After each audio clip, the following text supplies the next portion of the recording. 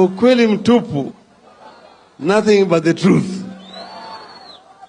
Sasa marehemu Askofu Desmond Tutu wa Afrika Kusini, may the Lord rest his soul in peace, alisema that without truth there can be no justice.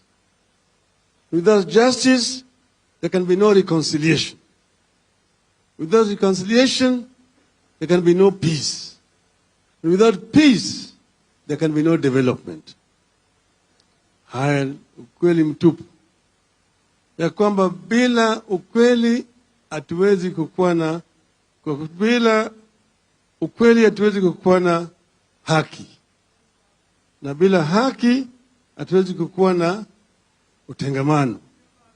Bila utengamano hatuwezi kuwa na amani, na bila amani hakuna maendeleo.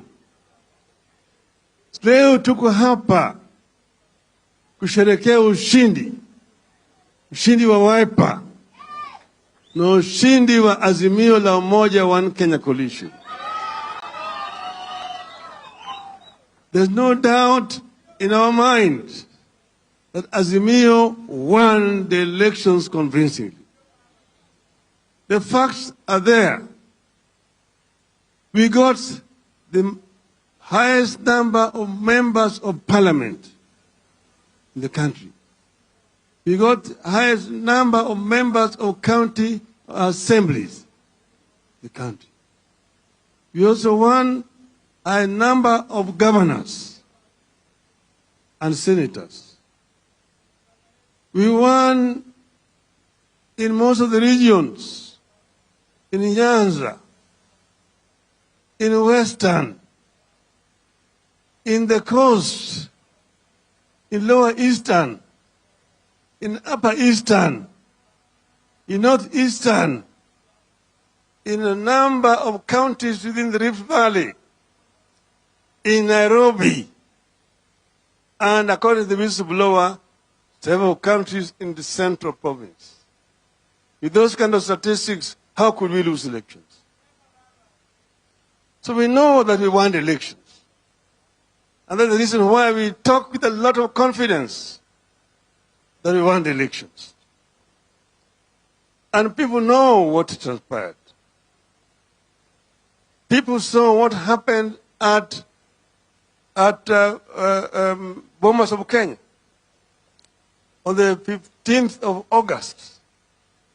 It has never happened anywhere in the world where the Electoral Commission, where the referees in an election disagree publicly. Out of 7 members of the Electoral Commission, 4 said no to the results which were being announced by the chairman of the Electoral Commission. Only 2 said yes jointly with their chairman. Under normal circumstances, those results should not have been accepted. They should not even have, nobody should even have announced them. There was a dispute within the Electoral Commission. And that's why we talk with confidence. 3 and 4. My little knowledge of arithmetic tells me that 4 is bigger than 3.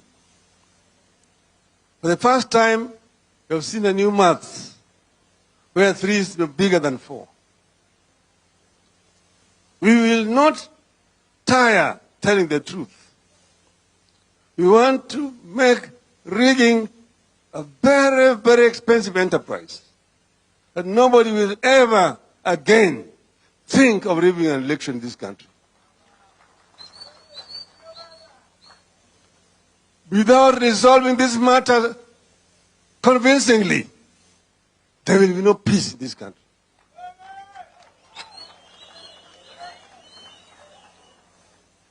Kenyans will not go back to elections in 2027 and the election will be rigged again. It will never happen again.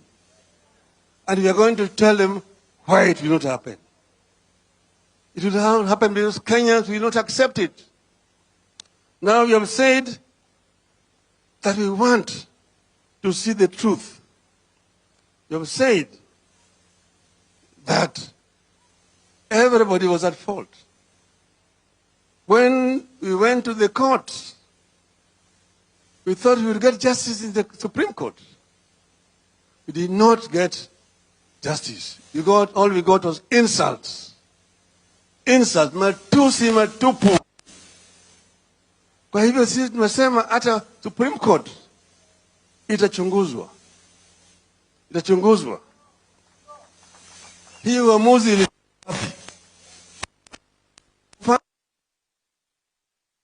Soma, and I will quote the ruling, that she is convinced beyond reasonable doubt that the IBC deployed virtual private cloud, VPC.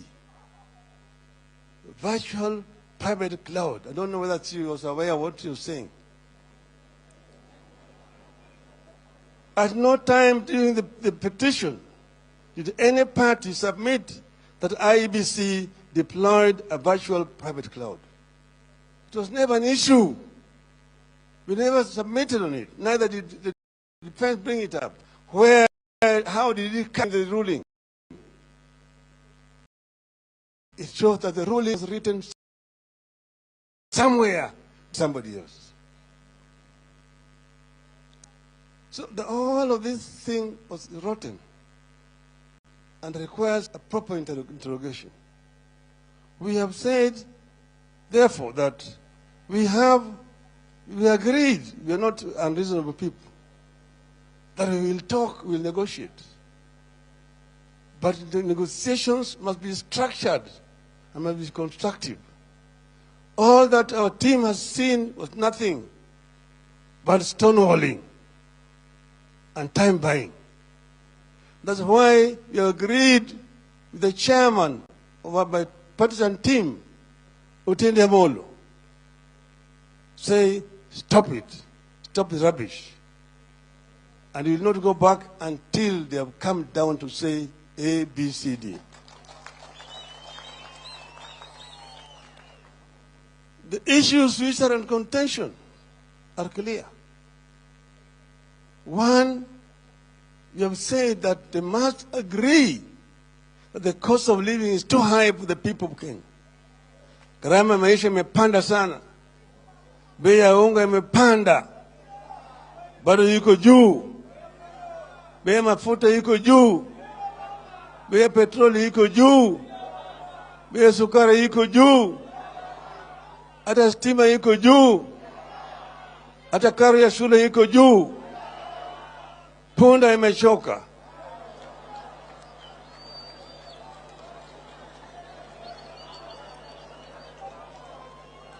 As if to add insult to injury, wamekuja na kitu inaitwa finance bill. Finance bill, which is an insult to the people of Kenya. People already are struggling to make ends meet. Now you're adding with a lot of impunity. Alafu nasema ati wapende wasipende. Hiyo lugha tulijua sana wakati ya bwana Salat na bwana Sharif Nasir na bwana Kariki Shotara. Wapende wasipende. Hiyo lugha tulizika. Hiyo lugha tulizika.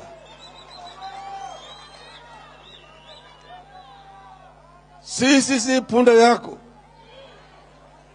Mbona tuweke mzigo. There will be no taxation without representation. Hiyo ndio ilileta mapinduzi Amerika. Kama hujui. Kwa hivyo huwezi kuongea na madaha na maringo.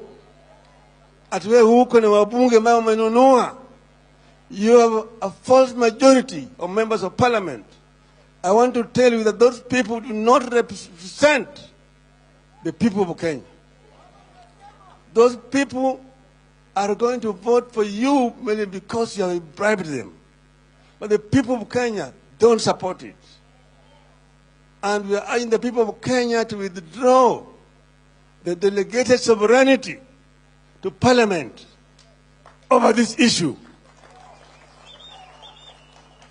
that what Parliament passes does not bind the people of Kenya.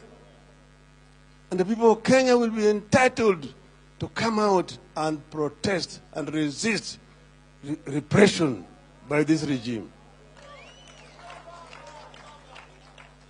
You have said it's not acceptable. Secondly, you have come up with a housing levy. Housing levy. Hiyo mambo ya housing levy, mimi najua sana. Wangekuja kwangu kwa mafunzo, ningewafundisha. Hawajui. You cannot introduce additional tax when the economy is in depression. You can't do it. And where did you get the 3% from? If you're saying it's investments, how about the employer? 3%. Employers investing in what? Additional tax of 3% on an employer. That is completely unsustainable. So we said this thing need to be shelved and must be shelved. Secondly, servers.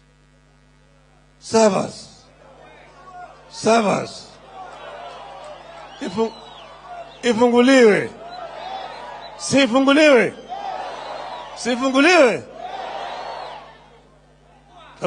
Ifunguliwe. Sio? Maana yake wengine wanasema ati servers zilifunguliwa, ati inaona kama Bwana Halwali anamwambia Sifuna ati masanduku 4 boxes zilifunguliwa kwa iko sawa sawa. Hizo masanduku si sawa. Bwana Halwali rudi kwa shule. Saba ni ile ambayo ilirushwa kwa runinga kutoka kwenye kituo cha kupiga kura na ingine kutoka kwa ile ya constituency, na moja kwa moja ikaingia ndani ya nyungu ambayo inaitwa kwa kimombo sava.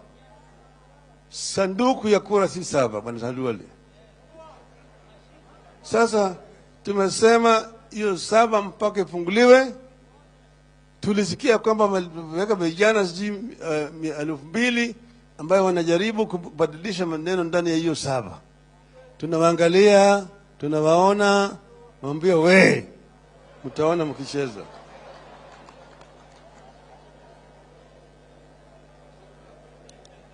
Tatu, mambo kuingilia vyama vya Azimio.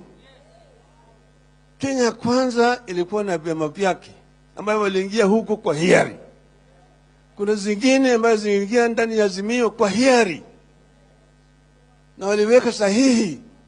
Kulikuwa na mkataba baina ya Azimio na hizi vyama zote hizi. Baada ya uchaguzi umeingia kununua hizi vyama. Kwanza ilikuwa ni UDM ambayo ilikuwa ni chama chetu cha Azimio. Bila notisi nasikia jamaa wamevuka mpaka, wameenda mgambo hili. Huyu bibi anatoka bila kupeana talaka. Hakuna talaka. Hata Kiislamu hiyo si halali. Si mpaka peana talaka. Kwa hivyo hiyo kutoka kwake sisi hatutambui. UDM bado ni hapo kwetu. Akitaka warudishe mahali, ndio tutaweza kuwaruhusu. Wale wote. Pili, sasa Jubilee wamekataa kutoka. Unanunua wale wabunge ati wao wanataka sasa wao ndio officials ya Jubilee, wanataka kutoka na Jubilee wengine pande ile. Hakuna kitu kama hiyo. Jubilee tulilipa mahari, ni yetu. Na wamekataa kutoka. Unataka Jubilee atoke? Sio, wamekataa kutoka. Alafu sasa unachukua wale wajumbe, unapeleka kule, unapewa rupurupu. Sasa nyinyi ndio officials. Natambua. Sasa anasema mimi natambua fulani kama party leader kama mimi. Ujinga hiyo. Si ujinga hiyo. Ni sasa gani hiyo? Hatuwezi kubali kama hiyo. Hiyo ni matusi ambayo mtu nafanya mchana kwa kutuheshimu vyama vingine. Kama wajumbe wanataka kuvuka mpaka, tulikuwa tumeweka sheria tangu tuliporejesha mfumo ya vyama vingi katika taifa letu. Hiyo sheria imekuwa inaheshimiwa. 1992